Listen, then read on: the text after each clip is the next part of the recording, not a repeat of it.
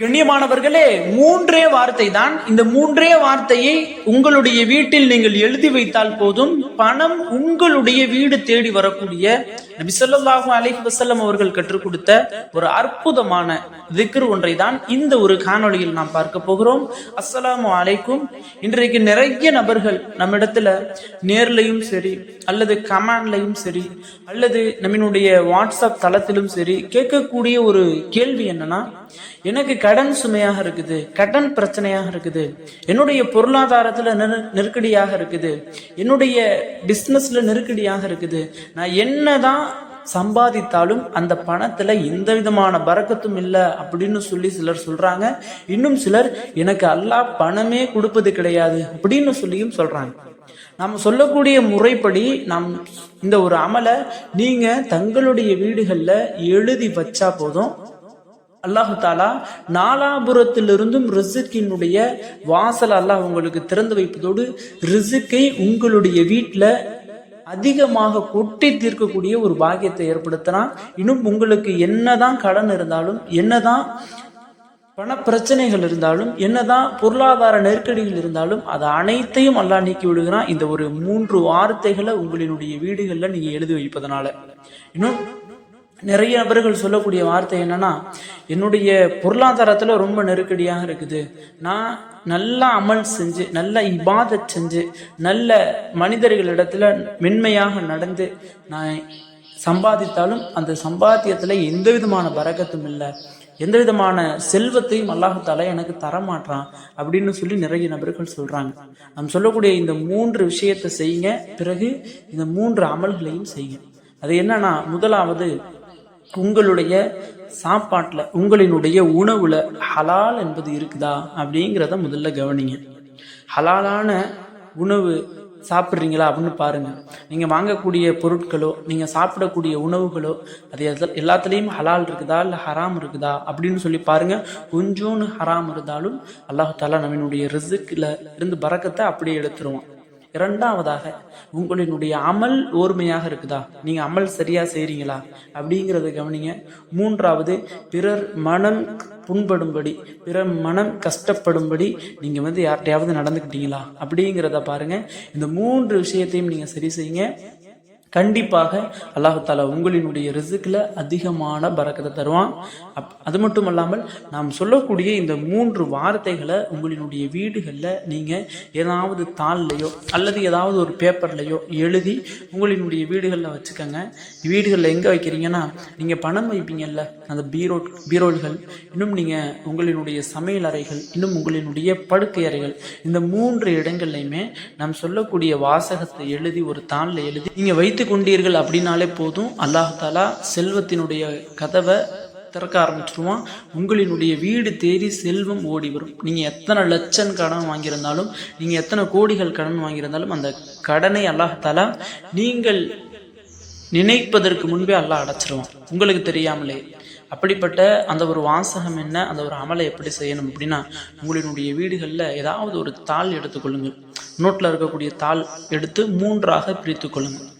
3ஆக பிரித்து கொண்டு நாம் சொல்லக்கூடிய வாசகத்தை அந்த 3 தாள்களிலும் எழுதுங்க. முதல் தாளில் என்ன எழுதுறீங்கன்னா, யா ரஸாக்கு அப்படின்னு எழுதி கொள்ளுங்கள்.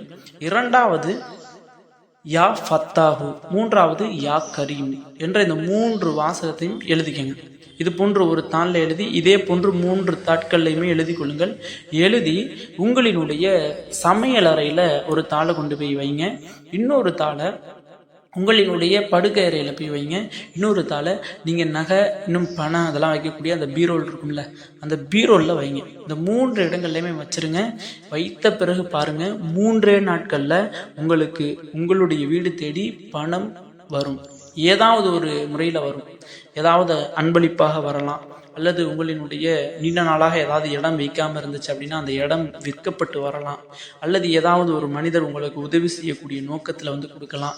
ஏதாவது ஒரு ரூபத்தில் அல்லாஹ் தஆலா செல்வத்தை உங்களுக்கு கொண்டு வந்து சேருவான். அல்லது நீங்கள் சம்பாதிக்கக்கூடிய வியாபாரத்திலேயே அல்லாஹ் பரக்கத்தை ஏற்படுத்துவான். இப்படி ஏதாவது ஒரு ரூபத்தில் அல்லாஹ் தஆலா உங்களினுடைய வீடு தேடி பணத்தை வர வைப்பான். இந்த 3 வார்த்தைகள் எப்படிப்பட்ட ஒரு வார்த்தை அப்படின்னு குறிப்பிடுறாங்க அப்படின்னா இந்த 3 வார்த்தைகளை கொண்டு அல்லாஹு தாலா மகிழ்ச்சி அடைகிறான். இந்த 3 வார்த்தைகள் அடியார்கள் சொல்லும் பொழுது, அடியார்கள் அதை உபயோகிக்கும் பொழுது அல்லாஹு தாலா அந்த அடியார்களுக்கு என்ன வேண்டுமோ அதை அப்படியே கொடுத்துட்றான் அப்படின்னு சொல்றாங்க. இன்னும் அல்லாஹு தாலா மனம் நிம்மதி அடைஞ்சிடறான். என்னுடைய அடியான் பாரு, இந்த வார்த்தையை கூறி என்னை அழைக்கிறானே, என்னுடைய அடியான் பாரு, இந்த என்னுடைய நினைப்பு இருக்க வேண்டும், என்னுடைய சிந்தனை இருக்க வேண்டும் அப்படிங்கிறதுக்காக வேண்டியே தாளில் எழுதி எழுதி இது போன்று வைக்கிறானே. இன்னும் என்னுடைய அடியான் என்னை இந்த வார்த்தை கொண்டு அழைக்கிறானே, என்னுடைய அடியான் என்ன கேட்குறானோ அதை கொடுங்க. முக்கியமாக என்னுடைய அடியானினுடைய ரிசுக்கில் பரக்கத்தை ஏற்படுத்துங்க. இன்னும் என்னுடைய அடியானினுடைய பணத்தில், செல்வத்தில், பொருளாதாரத்தில் பரக்கத்தை ஏற்படுத்தி கொடுங்க அப்படின்னு அல்லாஹ் தஆலா மலக்குமார்களுக்கு கட்டளை இடப்படக்கூடிய 3 வாசகம். இந்த 3 வாசகத்தை சும்மா எழுதி மட்டும் வைக்கக்கூடாது. நீங்கள் இப்போ சமையல் அறைக்கு போகிறீங்க அப்படின்னா அந்த 3 வாசகம் எழுதியிருக்கதை நீங்கள் பார்க்கணும். அந்த வாசகத்தை கொஞ்சம் நேரம் ஓதணும்.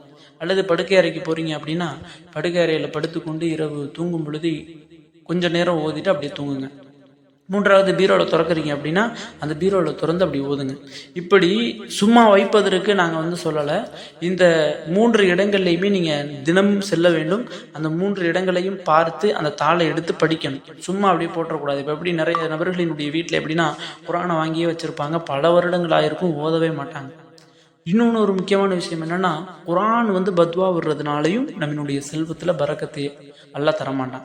குரான் எப்படி பத்வா விடும்னா, குரான் அழுகுமா, எல்லாம் என்னை வாங்கியே வச்சிருக்கான், என்னை ஓதவே இல்லை, என்னை திறந்து கூட பார்க்கல அப்படின்னு சொல்லி குரான் பத்வா விடுமா.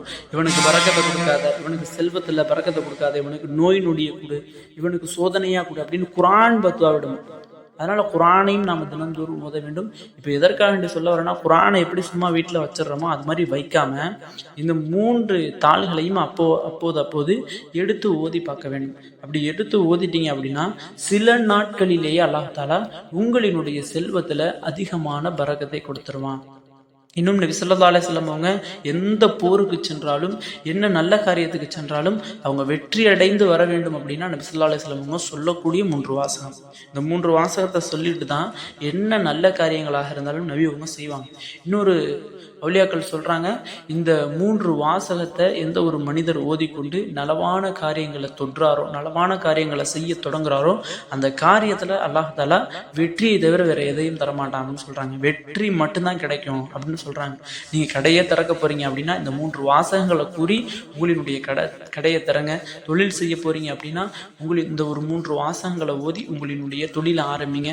இப்படி நல்ல காரியத்துக்கு நீங்க எங்கேயாவது சஃபர் செய்றீங்க, பயணம் செய்றீங்க அப்படின்னா இந்த வார்த்தைகள் அழைத்து நீங்கள் சஃபர் செய்யுங்க.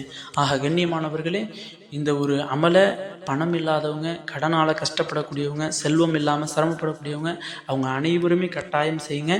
யாரெல்லாம் செய்கிறாங்களோ அவர்களினுடைய செல்வத்தில், இன்னும் அவர்களினுடைய பணத்தில் அல்லாஹ் தஆலா அதிகமான பரக்கத்தை ஏற்படுத்தி தருவானாக. ஆமீன் என்று துஆ செய்தவனாக இந்த ஒரு காணொலி முடித்துக்கொள்கிறேன். இந்த ஒரு காணொலி தாங்களுக்கு பிடித்திருந்தால் ஷேர் செய்யுங்க, லைக் செய்யுங்க, கமெண்ட் செய்யுங்க, மறக்காமல் துஆ செய்யுங்க. அஸ்ஸலாமு அலைக்கும்.